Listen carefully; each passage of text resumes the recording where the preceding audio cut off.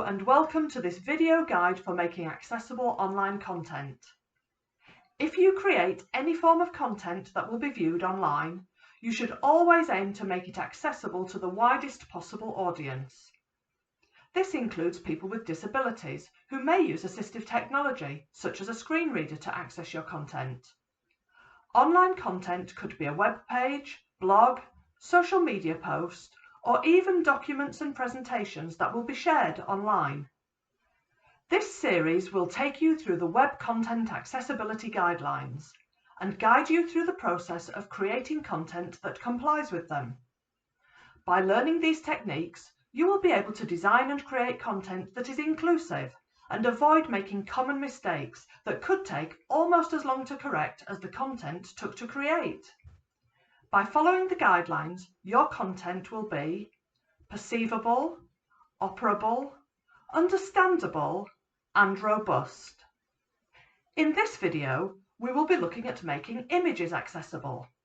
This is the first guideline in WCAG and is something we can all do to ensure equality of access to our content. We will explore several different types of image and a variety of applications including Word, PowerPoint and social media, and learn how to write useful alt text and where to put it so that a screen reader can access it.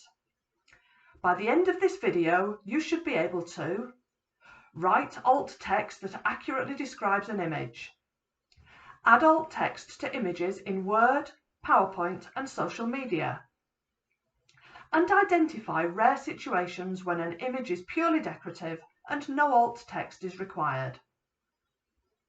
First of all, let's look at how to describe images. This sounds obvious, but it isn't always easy to decide what to write in the alt text. We will use 4 different types of image: a photograph, an illustration, a graph, and a screenshot, and we will think about what information is useful to describe each one. We will start with this photograph. How would you describe it? You might want to pause the video for a few moments and jot down some ideas. I wonder how you described it. Maybe you said something like this: a man in prison, a man behind bars, or a man gripping prison bars. What you write in a real-life situation will almost certainly depend on the purpose of including the illustration, but you will need to think about the 5 W's. Who? Who is in the photo? In this case, yes, it is a man. But what else do you perceive about the man when you use your sight? You might want to mention that he is a prisoner, that he is of Eastern origin. You might even want to give him a name. What? What is happening? The man is gripping the bars. Is he shaking the bars? Is he trying to get someone's attention? Where is he? He is in the reception area of a prison. Use what you know or what you want to convey. When we see a photo, we use the context to fill in some of the details. When? When was the photo taken? Just after the door was slammed shut when the man had arrived in prison from court. So let's put these thoughts into a sentence or two. Let's write our alt text. A photograph of Mr. Young, who has just arrived in prison and is grabbing the iron bars of the reception door. He has a resigned look that shows he accepts his punishment, but is also frustrated, maybe with himself. He is already wearing the standard issue grey t-shirt. His hair is dark and chin length, partially covering his face. This is also a prison image, this time of a cell, but it has some clear differences from the first image, which are obvious when you can see it. So how would you describe this image? It's always a good idea to begin with the type of image. You don't need to say here is a or this is a. Just begin with a photograph of, an illustration of, a diagram showing, and so on. Again, you may want to pause the video and write your own alt text. What did you write? Here is what I came up with. An illustration of an empty prison cell with a wooden bed with a blue mattress and a toilet. At the far end is a window comprising long slatted panes with large bars between them. Diagrams, charts and graphs can be very difficult to describe, and it is tempting to just give a title. In this case, you might be tempted to say, a graph showing the change cycle. The key to doing this well is to think about why you have included it in the first place. What do you hope a sighted user will gain from it? What information is in the image which isn't clarified anywhere else? A visually impaired user should not miss out on information which other people can access. That would be discrimination. However, some of the information might not be relevant at all. In this case, the colours used are not important, or the shapes of the boxes that the text is in. Pause the video and write a few sentences to describe this image. A diagram showing the change curve. A line graph has two axes. The vertical axis showing impact from negative to positive, and the horizontal axis showing the 4 stages of change. Each stage shows the state and reaction that are associated with it. Stage 1 state is status quo, and the reactions are shock and denial. Stage 2 state is disruption, and the reactions are anger and fear. Stage 3 state is exploration, and the reaction is acceptance. Stage 4 state is rebuilding, and the reaction is commitment. The curve begins in the middle and goes slightly positive before going negative, peaking between stages 2 and 3. It then goes positive by stage 4. Screenshots are also very difficult to write good alt text for. We will return to this in a later guideline about images of text, but it is worth knowing that taking screenshots of text is not recommended. Usually, this takes text which is easily accessible and turns it into an image which is not.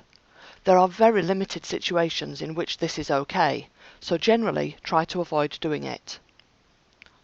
Screenshots are often taken of software applications, particularly for training purposes, and of websites to help people identify them. We will use a screenshot of the WCAG website. Ideally, a disabled user should have equal access to a non-disabled user, but again you need to think about what information you want people to gain from the image. Pause the video and jot down some alt text. If I was using this image, I might want people to spot the navigation bar on the left, the title, and maybe the large content pane with all the main information. So I could write something like this. Screenshot of the WCAG web page. The title at the top is Web Content Accessibility Guidelines (WCAG 2.1). On the left is a navigation pane which lists the individual guideline headings with their numbers. The large content pane to the right has the version and author information showing, but will also contain the full content for each guideline. Now we'll look at how and where to put your alt text. Let's start with Microsoft Word. I've prepared a document with 2 of my images. Before we add our alt text, just a quick tip about wrapping images. If you want to put text and images next to each other like this, you might be tempted to put your image in and then click on the layout options and square wrap it. Don't do this, as it means that a screen reader may miss it. All images must be kept in line. So how did I do this? Well, you can see if you look carefully at the top that I've used columns. So I put in my image, followed by the text, and then highlighted all of it. Then I went to Layout and Columns. Go down to More Columns so that you can make adjustments. I choose 2 columns. I made the width of the first column slightly bigger and applied it to the selected text. For my next image I did the same, but I just put my text first and then my image. So again, this image is still in line. So now let's add our alt text. To add alt text to any image in Word, click on the image, right-click and select Edit Alt Text. You can see that there is already some automatically generated alt text. In this case it says a picture containing person. That's really inadequate, so we're going to change that for ours. I'm going to paste in the alt text we prepared earlier. You can see that it takes up quite a lot of space, but it's fine, the screen reader will read all of it. You can actually leave that there and then just click on your next image. In this case, the automatically generated text says Diagram Engineering Drawing. That's not just inadequate, but it's incorrect. So let's paste in our alt text that we prepared. So now both images have alt text, and a screen reader will read the text at the top, followed by the alt text for the image, then this text, and then the alt text for this image, followed by the little piece of text at the end. If you want to check that your document is fully accessible, you can click on Review and check accessibility. However, this will only pick up certain things. It will pick up whether or not an image has alt text. What it can't tell you is whether your alt text is sufficient, whether it's adequate or not. So don't think that just because this tick is here, everything is good. You still need to check that the alt text that you've put in is good. Now let's look at how to add alt text in Microsoft PowerPoint. This is very similar to Microsoft Word. Click on the image, right-click and edit alt text. That opens a pane on the right. Again, you can see that PowerPoint has automatically generated some text. In this case it says chart, line chart. Again, that's inadequate, so we will remove that and add our own. I will paste in the alt text we prepared earlier. Again, you can see it takes up a lot of space, but the screen reader will read it. As we did in Word, I'm going to do an accessibility check. So I'll click on Review and check accessibility. And again, I have this green tick to show me that there are no problems found. But as with Word, all this tells me is that the image has alt text. It doesn't tell me whether the alt text is good enough. So that is my responsibility. Finally, let's look at adding text to social media. In this case, I'm using Twitter, and I've prepared my tweet. I've used our screenshot of the WCAG website. Before I click Tweet, I need to click on the Edit button and the Alt tag. Then I can paste in my alt text that I prepared earlier. You can see that here. Before going back to my post, I need to click Save and then Tweet. I can tell that my image has alt text because I get this Alt button in the bottom corner of my image. The last thing we are going to consider is when it is okay to mark an image as decorative. I would suggest that this feature should be used very rarely. Before deciding to mark an image as decorative, you need to really think about why you have bothered to include it. If you expect your readers to look at the image and gain any kind of information from it, it cannot be decorative. Decorative images might include a background that sits behind your title, a footer image, or a line or other image that denotes a section break. In this sort of situation, you should tick the box that says Mark as Decorative. Thank you for watching this video. You should now know how to write alt text and where to put it in Word, PowerPoint and Twitter so that a screen reader can access it. So when should you do this?